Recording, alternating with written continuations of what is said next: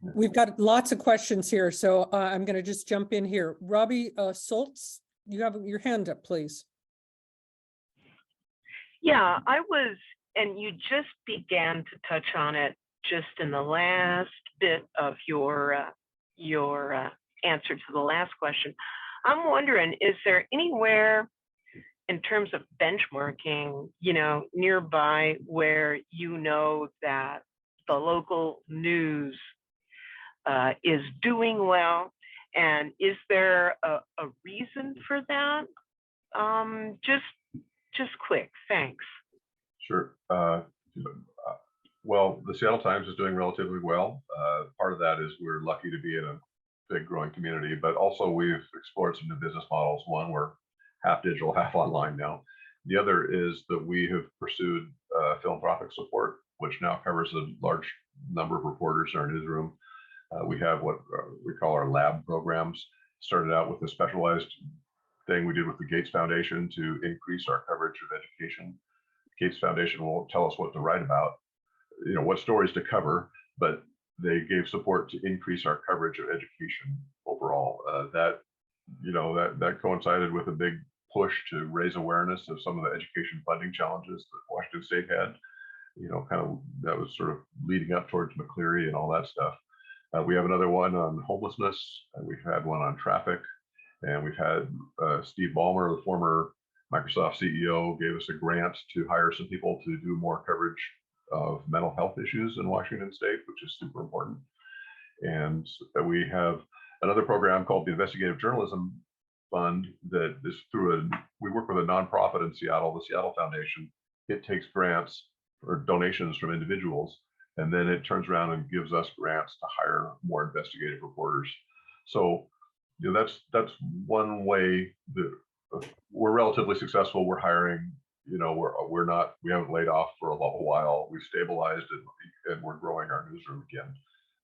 I'm not sure that there are many other papers in Washington that are in that situation. Spokane is doing that. They're strong, stable. They've been adding people. They're also using Report for America. The Columbian in Vancouver is, family-owned, independent newspaper, stable, strong. They've been hiring a few people. They also are using Report for America for their positions. So, we're trying new things, and we're finding ways to keep going. And the Columbian, by the way, I know has raised over $1 million in its philanthropic efforts with the community. So that's a positive. Arthur Kubel, I'm sorry if I'm not pronouncing your last name correctly, asked about the Microsoft Journalism Initiative in Yakima, and you did mention Gates and Microsoft. Do you know how that's going there in Yakima, which I understand is really, appreciating the support from Microsoft? Yes. It has not raised as much money as we hoped. We worked with Microsoft to create something similar to what we've done with the investigative journalism thing in Seattle to provide kind of a stable revenue situation for Yakima, which the Seattle Times is subsidizing Yakima right now. It's losing a lot of money.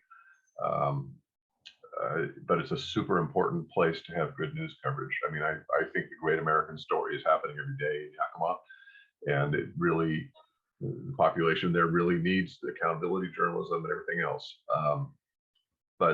So last year we launched a kind of community fundraising program. It had support, and people were positive about it, but it didn't have as much support as we hoped for, and we're still working on that. Microsoft continues to be supportive. It's a good question. They just announced that they're laying off 11,000 people or something. So I hope that they continue to be supportive. They've done things not just in Yakima, they're also doing it in Wisconsin, in California, in the Southwest. They've gone to small rural communities particularly, and been very supportive with grants and trying to find new models and ways for papers to keep going. So it's wonderful. Fingers crossed it works in Yakima and elsewhere. And Yakima is doing some work supporting its sister paper there, El Sol de Yakima as well, too. I know that thing is really important to the community.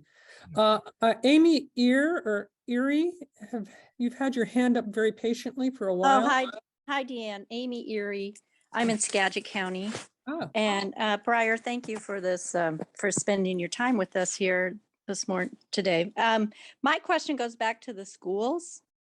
With the big story about the Seattle School District suing the social platforms, I wondered if there was any creative way to get into the schools through that story with kids reporting or kids talking to kids, finding out how they feel about it or writing it up so that they'd understand it and distributing it to the school cafeterias or classrooms.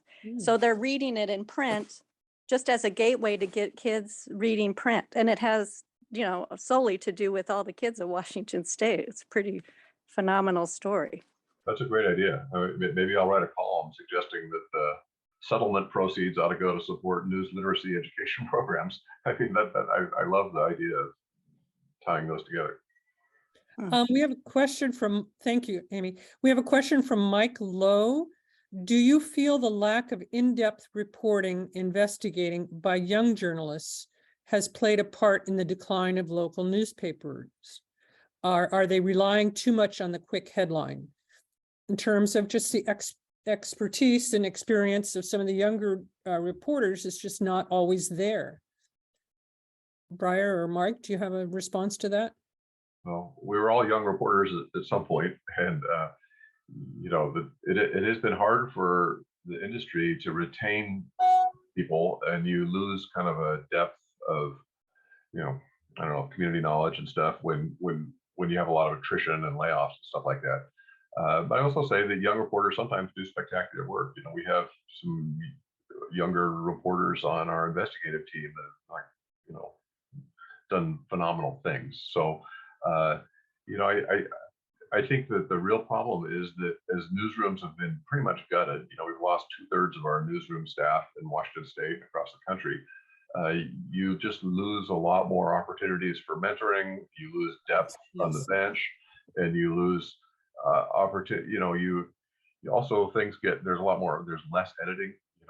In the old days, you might have a story go through 4 or 5 different editors, and the reporter might work with multiple levels of people, and the stories improve and are enriched through all those people working on it. As newspapers, basically to survive, they've had to find ways to do more with less, and part of that has thinned out the editing process a little bit.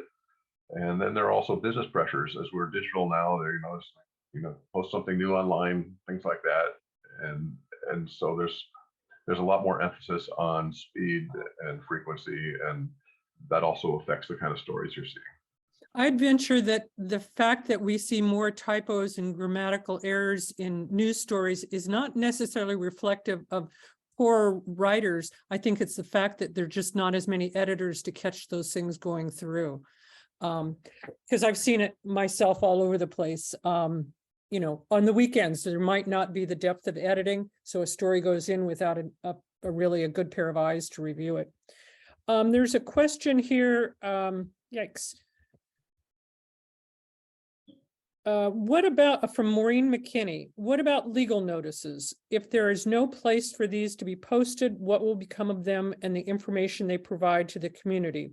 As our small town grows, if no legal notices are posted, you could end up with the development being placed inappropriately. Also, simple things like letters to the editor. Without them, how will others be encouraged to think differently about issues? I believe they help people really think about issues. Oh, if you don't mind, Mike, I'm going to keep going. Absolutely, great talk, great points. And legal notices there are huge legislative discussions going on across the country. Washington State, not so much. Other states are having big fights over this. Some municipalities don't want to have to post legal notices in their local newspapers anymore.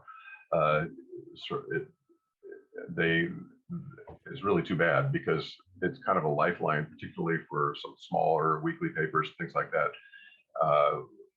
And you're right, once they're not in the newspaper, sure, a city could just post it online, but it's lost in the cosmos, I think, when you do that, as opposed to having it delivered to people's doorstep. So hopefully municipalities will continue to use newspapers for their legal notices. It's an important revenue source for smaller papers particularly, and Washington State, there's pretty strong support for that so far, so fingers crossed. that's the situation still here.